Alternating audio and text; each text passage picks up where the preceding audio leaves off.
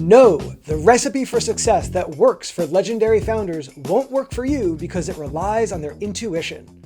It's funny to me that many entrepreneurs look to advice from Peter Thiel, Reid Hoffman, and Paul Graham. The catch is that these founders have a special ability to identify good startup ideas that works for them, but not the rest of us. For instance, the founder of Y Combinator says that he has an internal compass for good startup ideas, but he can't explain how it works. Founders already know that they need to, quote, build something people want. The question is how. When a normal founder picks a startup idea based on their gut feel, it almost always ends in lots of wasted time and effort. The bad news is that you cannot mimic the intuition of legendary entrepreneurs. The good news is that you can use Nascent to replicate their ability to identify promising opportunities. Welcome to the Nascent Podcast. I'm Mike Vladimir, and I am obsessed with startups with no customers. The word nascent means just coming into existence and beginning to display signs of future potential. I've created Nascent as a strategy for you to determine whether your startup idea is an opportunity or a distraction. If you're a founder of a startup that's pivoting, this is especially relevant for you. This is episode 29. No, don't use legendary founders' recipe for success because you can't mimic their intuition, but you can replicate it with measurement. Every year, founders launch about 1 million startups, and roughly 7,000 of them even get seed funding. We're talking about a couple $1 million of investment per startup.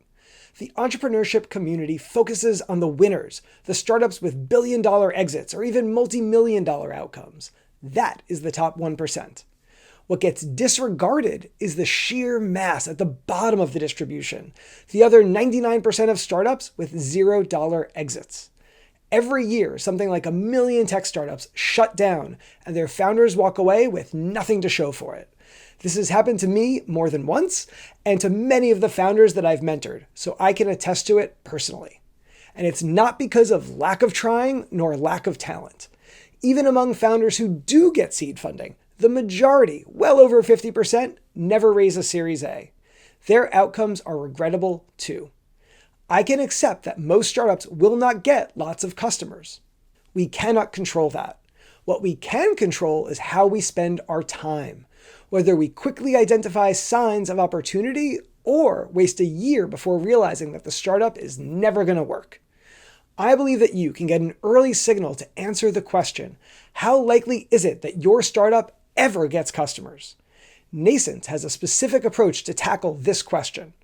First, founders need to speak with the people who they think might become their customers. Using those recorded conversations, Nascent allows founders to generate an ERNY value, where ERNY is spelled ERNY and stands for Estimated Revenue Next Year from the Ground Up with no customers today, calculated only using discovery interviews.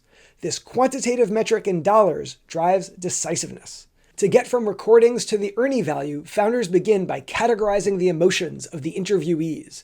This is the crucial first step to identify a startup idea that's actually an opportunity. When I've reviewed the advice from some of the best founders, I'm amazed by what's missing. Reid Hoffman says that a founder's most valuable asset is their willingness to jump off a cliff and then try assembling a plane on the way down. But he doesn't recognize that he has an innate sense for whether the plane might fly. Most founders don't. If you don't know whether the plane is going to fly, then willingness to jump off a cliff is not an asset. It is a recipe for a disaster. Another legendary founder is Peter Thiel. In his book, 0 to 1, he lists 7 questions that every business must answer. One of those questions is, have you identified a unique opportunity that others don't see? At least he acknowledges that founders need to find a high-value problem worth solving. My issue with his advice is that it's completely useless to founders who are struggling to understand how to identify an opportunity. It's like a founder asking Peter Thiel for help and saying, I want to get my airplane to fly. What worked for you? And he replies, oh, you just got to get in the air and stay there. Again, this legendary founder has an inherent ability to identify opportunities that the rest of us lack. My favorite articulation of amazing intuition comes from Paul Graham. He says that he has an internal compass for good startup ideas and that maybe he should write some rules of thumb for the rest of us to use. How do you know if you're working on real stuff? I know how I know real problems are interesting. My life is full of case after case where I worked on things just because I was interested and they turned out to be useful later in some worldly way. So I seem to have some sort of internal compass that helps me out. Maybe if I think more about it, I could come up with some heuristics for recognizing genuinely interesting ideas. But how do you tell what is a real problem? I don't know. That's like important enough to write a whole essay about, and I don't know the answer. I probably should write something about that, but I don't know. I don't know. It is so funny to me that he's struggling here. He's identified lots of startups that became some of the biggest companies in tech, and he genuinely cannot tell you how he did it. He never went on to write that essay. These legendary founders have an innate sense for a good business opportunity. This lets them skip over the initial challenge and focus on all the other hard parts of creating a startup. The rest of us don't get to do that. We don't get to jump over step one. We've got to vet the opportunity explicitly. And if we don't do that, then we have a recipe for wasting a year on a bad startup idea. The focus of Nascent is quickly figuring out if your startup might get customers. Not trying to get customers directly, because that takes months or years, but instead getting a signal in days. So, what signal should you search for? I believe that anyone who's ever been a customer of anything ever always starts as a person in pain. They have some kind of emotional pain. They are hurting in some way. And the entire reason that they might pay money to your startup is for pain relief. The catch is that people in pain are hidden. Most people in this world are not going to care about your startup idea. But hopefully, somewhere invisible among the masses, there might be a few people in pain who actually care. And those are the people that you are looking for. So the thing that you want to do is search for people in pain and quantify their pain in dollars. If they have expensive, excruciating pain, that is your signal that the startup idea might be an opportunity worth pursuing. And if you can't find people with meaningful pain, then that is a signal too, that your startup idea is probably a distraction. When founders struggle to make sense of this challenge, here's a metaphor that I like to offer. Instead of trying to create a unicorn, imagine a comparably challenging project, like trying to play Major League Baseball. Before anyone ever tries to become a professional ball player, we can offer them a really simple test for whether it's worth investing so much time and effort. Can they get the bat to hit the ball? If they can, then there is a chance that they could play in the major leagues someday. And if they cannot get the bat to hit the ball, if they always swing and miss, then the chances of them playing pro ball are doubtful. It's the same logic for your startup. Don't try to win customers right out of the gate. That's equivalent to trying to hit a home run on your first at bat. The strategy with Nascent is to set the bar ridiculously low. Just try to identify a few people in pain who are hurting, who have meaningful pain. And because Nascent sets the bar so low, that's what lets us get a signal so quickly in days. Great, so you just got to find people in pain. Why is that so hard? Because the people are invisible. As long as your startup has no customers, it faces more challenges than any other type of business.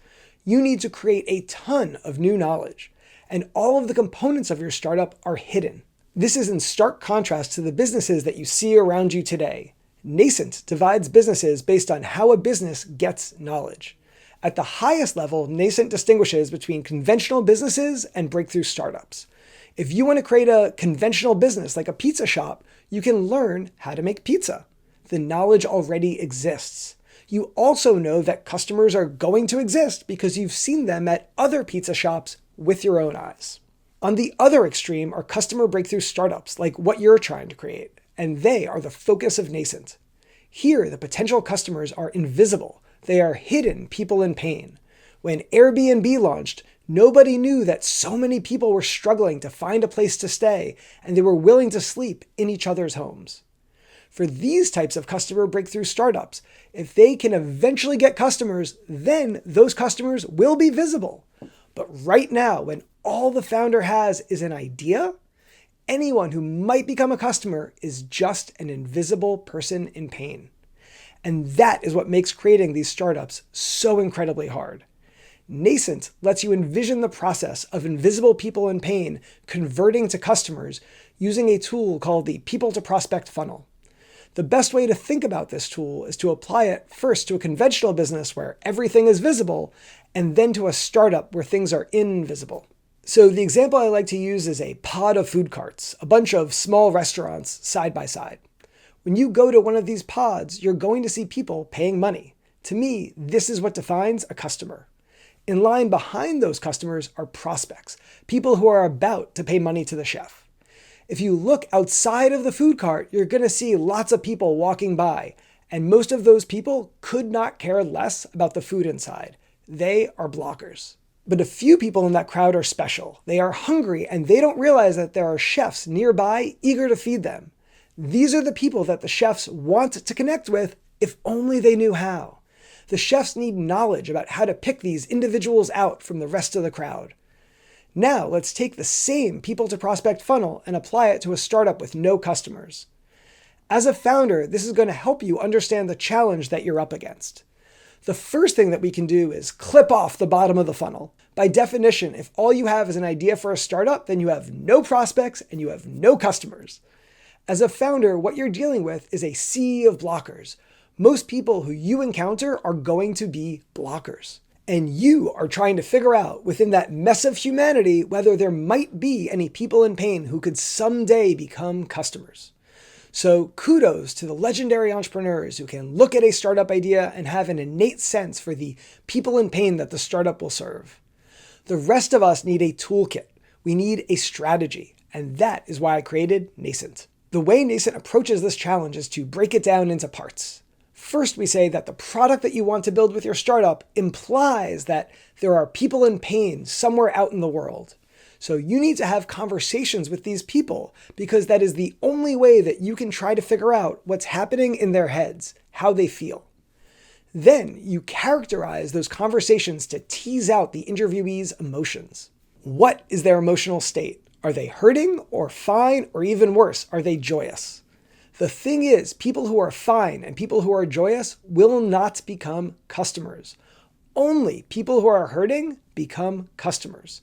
And that's only going to happen when those hurting people want your product to get them closer to feeling fine. This emotional analysis is the first input that ultimately lets us calculate an ERNY value. Estimated revenue next year allows founders to decide whether success for their startup is possible or doubtful. Whether the time that they're about to spend on the startup is likely a worthwhile investment or more likely to just be a waste. So when I say that you can't mimic the intuition of legendary entrepreneurs, but you can replicate it with measurement, the ERNY value is the metric that I'm talking about. If you're a founder with just an idea for a startup, here's what you can do right now. Go have one recorded conversation with someone who you think might benefit from your startup idea. Then listen back to that recording and try to categorize the conversation. This will be your first step towards an ERNY value. Is the interviewee hurting or fine or joyous? Most people will be fine. The ones who are hurting are your signal that the startup might be worth pursuing. If this episode gave you a new perspective, subscribe to keep learning about how to navigate startups with no customers. And if you know of another founder who's been trying to mimic the legends, I would love for you to share this episode with them. Please leave a rating. It really helps other founders find this podcast. And if your startup is pivoting and you want to avoid wasting another year on a bad idea, let's get on a call. You can schedule time with me using nascentidea.com. As always, I welcome feedback via email. My address is podcast@nascentidea.com, or you can tweet me @nascentidea. If you like this episode, please be sure to comment, subscribe, and leave us a rating or a review. For more episodes, go to YouTube, Apple Podcasts, and Spotify. Follow us on X @NascentIdea and subscribe to our Substack. Links in the show notes. Thanks so much for listening to this episode of the Nascent Podcast. Okay, founders, let's measure a signal. You got this.